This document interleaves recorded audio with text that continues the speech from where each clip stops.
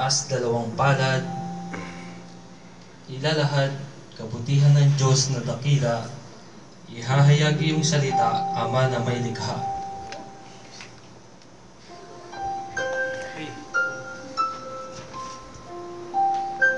Oras ay ilalaan sa paglilingkod, di nagre-reklamo, sumakit man ang likod. Magsusundo, maghahatid kahit wala pang tulog, basta sa pag-uwi, may nakahain na tapsilog.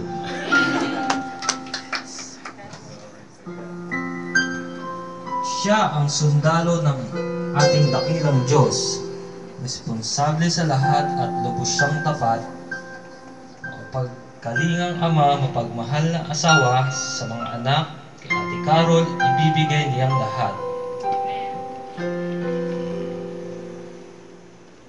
Everyday si Pastor kung siya'y manalangin para sa ating lahat, upang tayo'y pagpalain, laging iniisip mga kapakanan natin. Ang blessing ng Diyos ay ating kamting. P.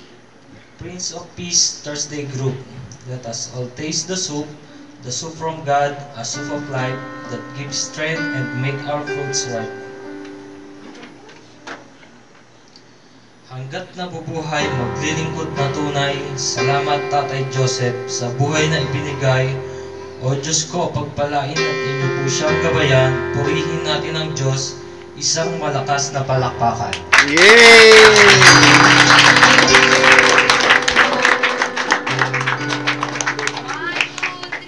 Thank you, Tatay Joseph! Thank you po!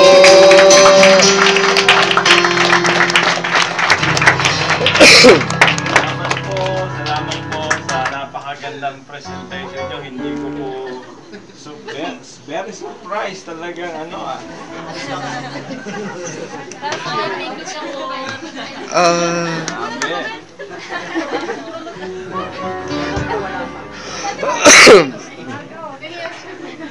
Eh, Pastor.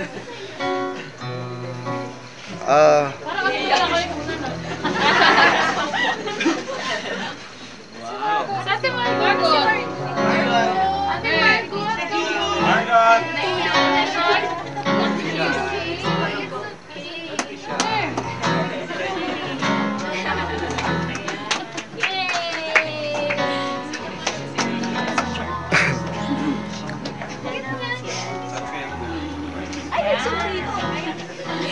Picture, picture. Ay, lang kayo bisita yun. Yan.